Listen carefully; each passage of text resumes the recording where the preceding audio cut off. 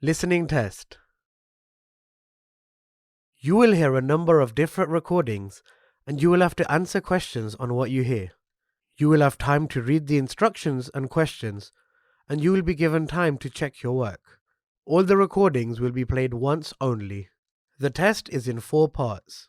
Now turn to part 1. You will hear a conversation between a clerk and a tourist about a short trip. First, you have some time to look at questions 1 to 5.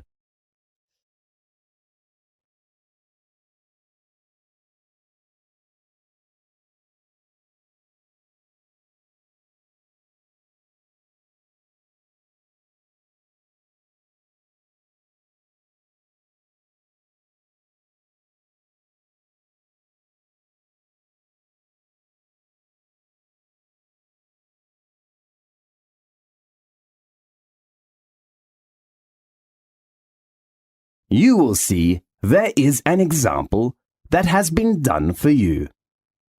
On this occasion only, the conversation relating to this will be played first.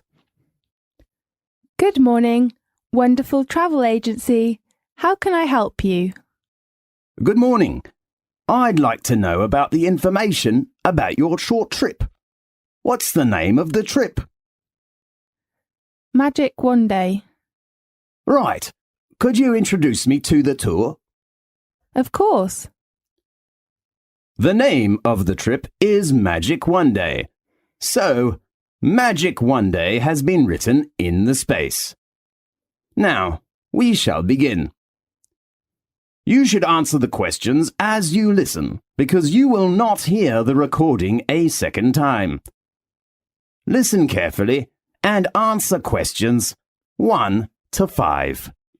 Good morning, wonderful travel agency. How can I help you? Good morning. I'd like to know about the information about your short trip. What's the name of the trip? Magic One Day. Right. Could you introduce me to the tour? Of course, and we will give you a 5% discount if you book the latest trip. Fine. When is the next one going? We have a trip every Saturday, which usually departs at 8 o'clock in the morning. And when will we come back? About 6 o'clock in the afternoon. Fine. How about the type of transportation? We like to keep our tours small, so we offer a coach or a minibus. That's great. So how many tourists are there in one group? Usually we take about 15 to 20 tourists, but you know it is peak time now, so the number is up to 25 tourists. Well, that sounds good. So how much is the tour price? As I said, I will give you a 5% discount, so the cost is £18 for each person. Great! Does it include lunch? No, but the guide fee has been included. Do I need to book a seat? Yes, at peak season, in order to ensure your position, seat reservation is needed, so the tourist has to reserve a seat at least 2 days before leaving. Now, look at questions 6 to 10.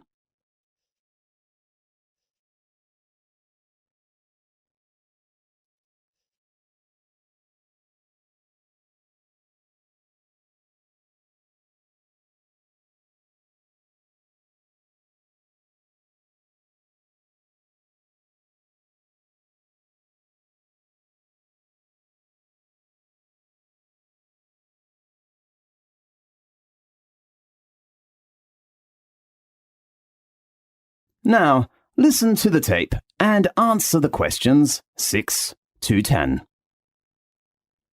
OK, and how about the deposit? You don't need to pay any fees in advance. Fine. How about payment? Cash or credit card? Because we collect money just before departing, the only payment we accept is cash. Fine. I see. That's okay. And let me confirm you with your customer reference number. Fine. That is FC864. Right, I'll write it down. How about other things do you want to know? Yes. I'd like to know what attractions we will visit during the tour. Well, let me check the time schedule. We will start at 8 o'clock and will arrive at Edinburgh about 10 o'clock. The first resort we will visit is Old Castles, the most famous Scottish castles. It is the home of the Scottish crown jewels, the oldest royal regalia in Britain. Well, may I take photos? Of course. I heard that the City Hall is a good place. Will we go there? The next tour does not include that place. OK.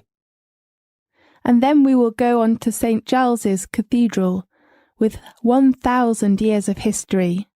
It is renowned for its stained glass, regal organ and beautiful thistle chapel. Great. Is it near to the zoo?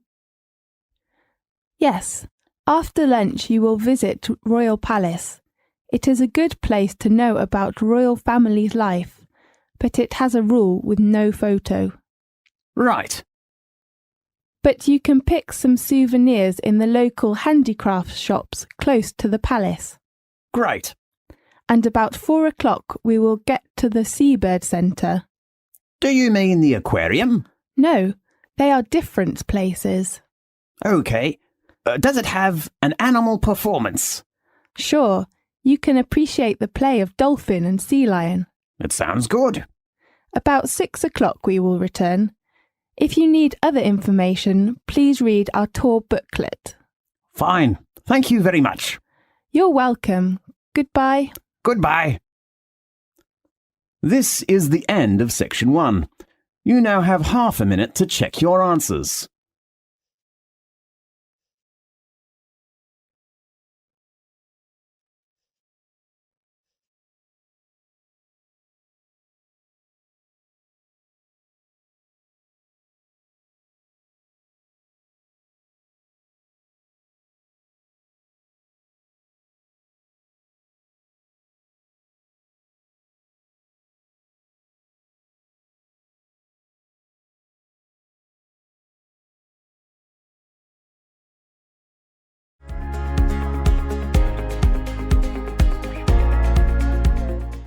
Part 2. You will hear a conversation between a doctor and a student. First, you have some time to look at questions 11 to 15.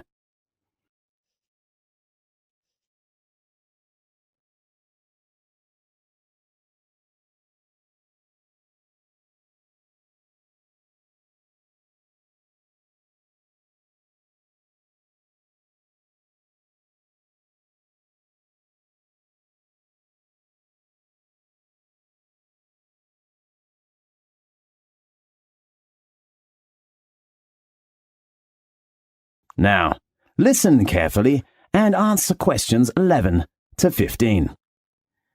Good afternoon, Doctor. May I come in? Yes, come in. I'm a freshman in the university and I don't feel very good. OK, sit down, please. I need to record some basic details about you first. Fine. What's your full name? Mary Nixon. Is your surname spelt Nixon? That's right. Well, Mary, what's your major? I'm studying art. A good choice. Tell me your registered number. Registered number? Sorry, I'm not sure. Maybe... Did you bring your union card or library card? Yes, I brought it. OK, well, tell me the number on your card. It is MN0918. And your birthday? I was born on November 20th, 1987. Where are you from? I come from New York. Oh, we are from the same city. Really? Yes. Where do you live? campus accommodation? Actually, I will move out from campus flat tomorrow. I rent a house in North West with 3 friends. Fine. Tell me your present address. It is 17th King Street. Okay, and your contact number? 367-8259. Right, now let's get some of your medical background. Okay. Have you ever had any serious illnesses or accidents? I got gastritis when I was in middle school. Did you have an operation? No, I just took medicine and had some injections. Anything else? No, nothing. Now, look at questions 16 to 20.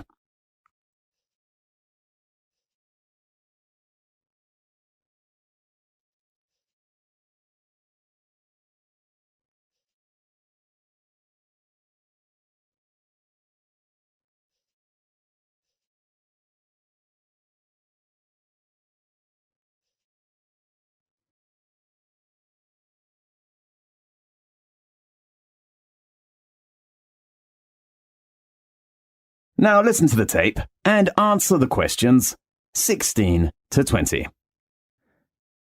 So, Mary, what's your trouble? Well, recently I've been having some trouble with my head and eyes and nose. Oh no. I think I've got a terrible flu. Maybe or maybe not. Describe your problem specifically. Okay. Since last week I've been sneezing, and sometimes I can't stop, and even later I begin to feel dizzy. Do you get a fever? No. Did you attend any unusual activities during the last week? Let me think. No, nothing special. Yeah, I had camping last Monday. To where? Eastern Mountain. You know there are lots of beautiful flowers. We took many photos there. So your illness has lasted for 1 week? Yes, but sometimes I'm fine. I don't know why. Do you have any allergies? I remember I got allergic to mango when I was a child, but now I'm fine. How about flowers? I mean, pollen. You mean I'm allergic to pollen? Yes. What should I do? I suggest you take some medicine first and drink more water. Okay. And then, if your symptoms are getting worse, I suggest you go to a hospital to check. Okay. Thank you very much. I hope you will recover soon. Thanks. Goodbye. Goodbye. This is the end of section 2. You now have half a minute to check your answers.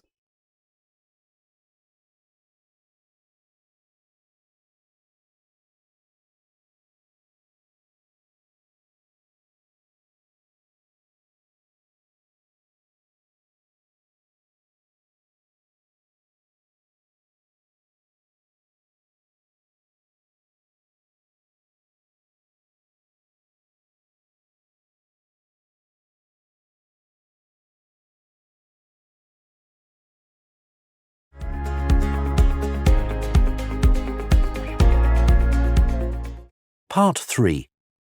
You will hear a conversation between a new student and a lecturer. First, you have some time to look at questions 21 to 25.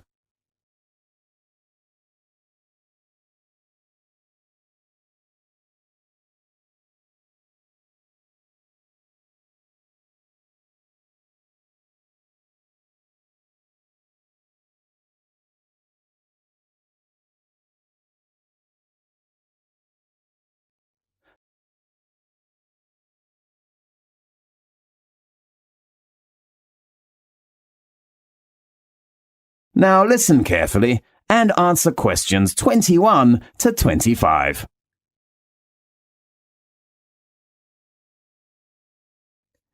Good morning. May I come in? Yes, come in, please. I'm a new student and I'm looking for the Office of Engineering faculty. Is this the right place? Yes, this is the Faculty of Engineering. How can I help you? I know there was an orientation meeting last Friday, but I didn't attend that meeting. So I'm wondering if someone could give me some information about, the campus life or course requirements or something like that. Yes. Sit down, please. Where shall we begin? Firstly, how many lectures do I have to attend every week? There are not too many lectures of postgraduate courses.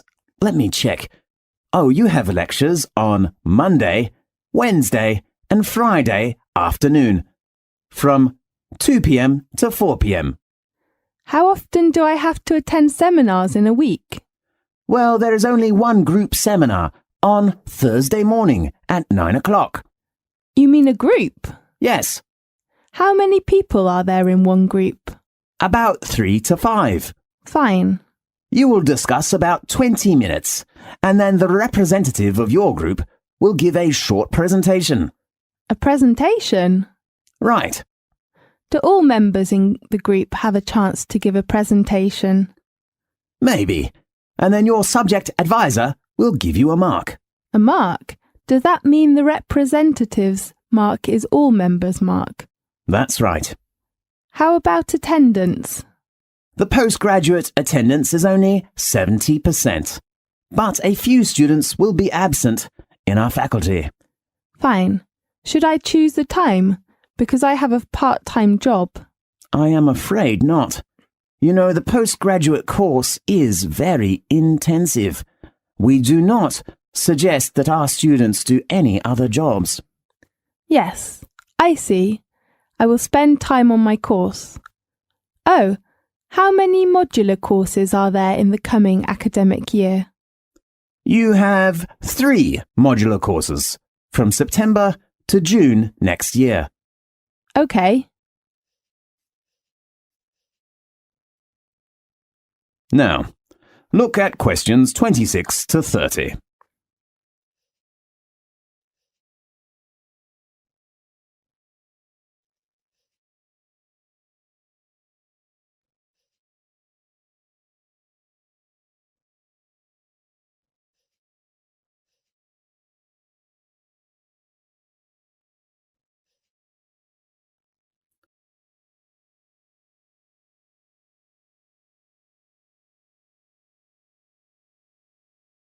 Now, listen carefully and answer questions 26 to 30.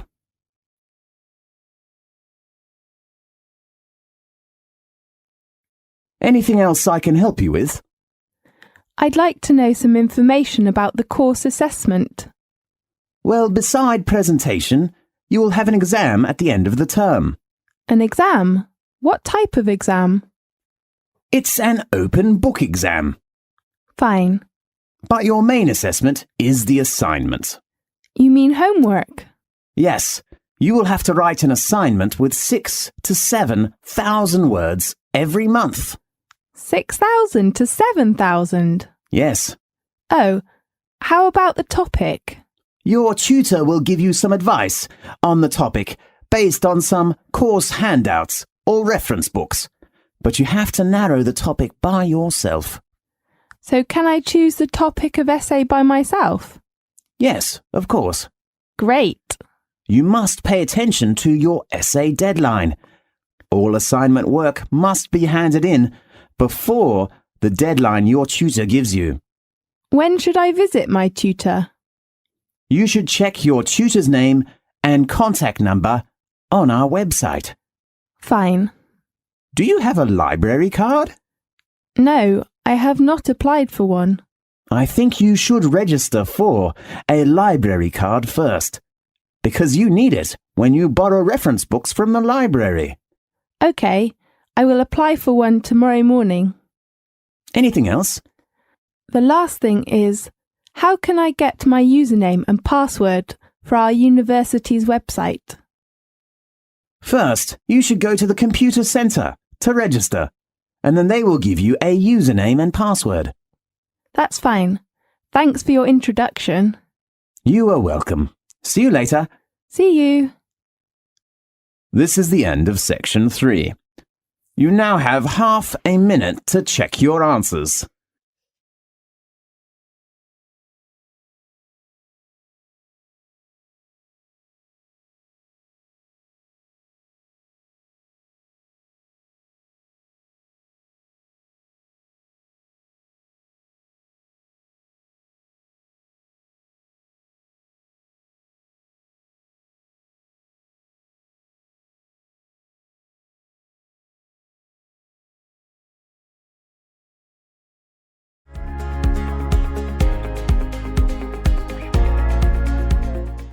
Part 4. You will hear a lecture about an animal living in South America. First, you have some time to look at questions 31 to 40.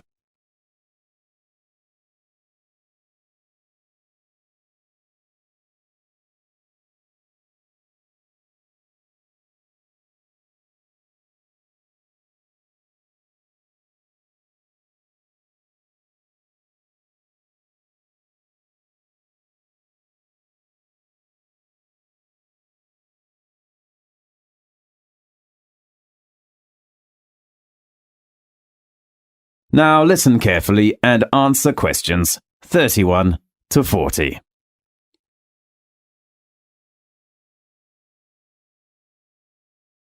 Welcome to Magic Animal Time. Today I'd like to give you an introduction to a magic animal called sloth. Native to Central and South American rainforests, the sloth is the slowest animal on Earth. It needs 12 seconds to finish one step, even slower than a tortoise. Algae grows on its brown, furry back because of its inactive lifestyle. Even the fur of sloths is adapted to their lifestyle. Sloths usually hang upside down, so their stiff, wiry fur grows differently from the coats of most mammals. Horses' hair, for example, grows from the back, so rainwater will run off. Below this tough top layer, a dense downy layer of hair provides additional protection from pesky insects. The greenish cast of the sloth's shaggy fur is caused by symbiotic algae that grow in grooves running along the length of each of the mammal's outer hairs. The sloth hosts the algae, and the algae return the favor by providing nutrition that the sloth either ingests by licking its fur or absorbs through the skin. The grayish-green color makes the sloth look just like a clump of dry leaves hanging from a branch. The perfect jungle camouflage. And the longer a sloth lives, the greener it gets. Sloths have a short and flat head, a snout that is short in length, big round eyes, long tree-climbing legs, a stubby tail, and small ears, and though some have called them ugly, they have the cutest face that looks like they're always smiling, just like a koala in Australia. Sloths spend most of the day sleeping. Curling up in a tree notch or hanging from a branch with all four legs closed together, their heads tucked between their front legs. People seldom see them much move, even when they are awake. Only at feeding time, sloths move more slowly and carefully, hand over and through the treetops, searching for leaves, fruits, and twigs. They even mate and give birth while suspended from their long, curved claws. Sometimes a sloth will die, hanging upside down from a tree limb, and remain so after death until they decompose or are forcibly removed. Why do sloths have such an unusual lifestyle? It's the strategy they evolved to survive as tree-dwelling plant eaters in a place with many predators. Most domestic herbivores, such as cattle, horse, and sheep, graze all day long. Because they feed on nutrient-poor vegetation, they must eat almost constantly. Sloths are also classified as herbivores, and their diets are also low in nutrition. But rather than munching all day long, they have become masters at conserving energy.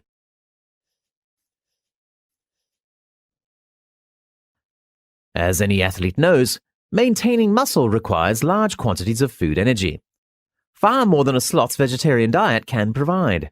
Sloths are relatively inactive and usually spend most of their day hanging upside down, so they can get by with half as much muscle mass as similar-sized mammals. Hence, they don't need to eat too much. In addition, because of heavy muscle, sloths weigh far less than other mammals. This makes it possible for them to climb on thin branches high in the tropical forest canopy, where they can more easily find food and avoid heftier predators. Keeping a high body temperature also takes energy.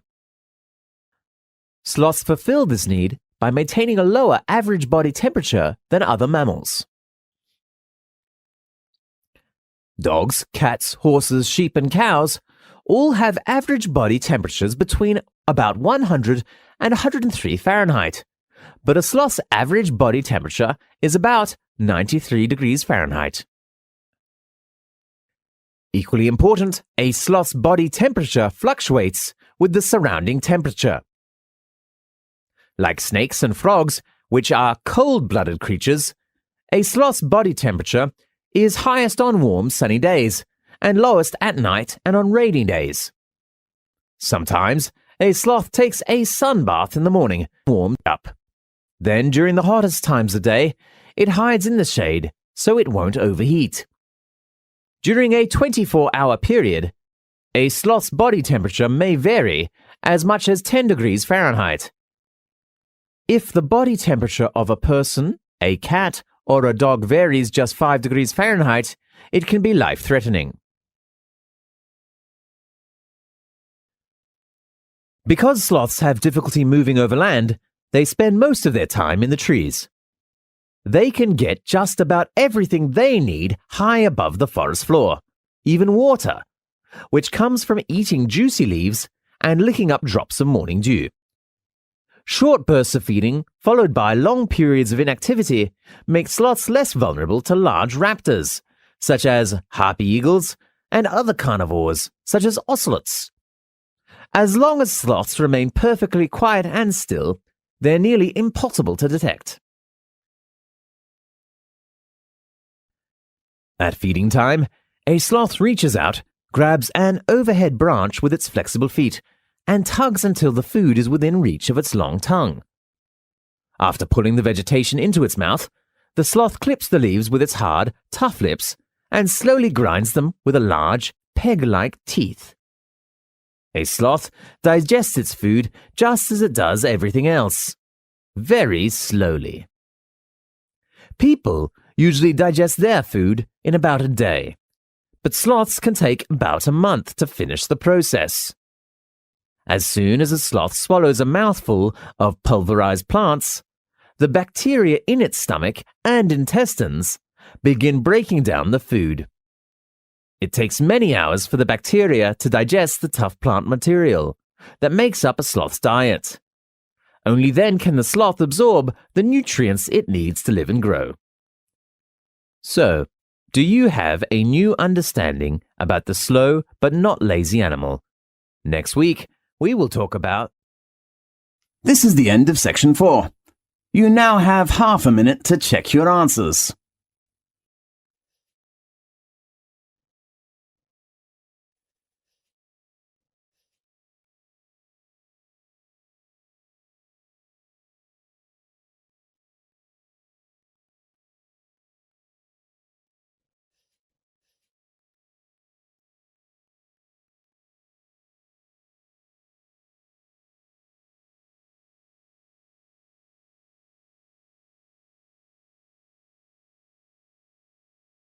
That is the end of the listening test.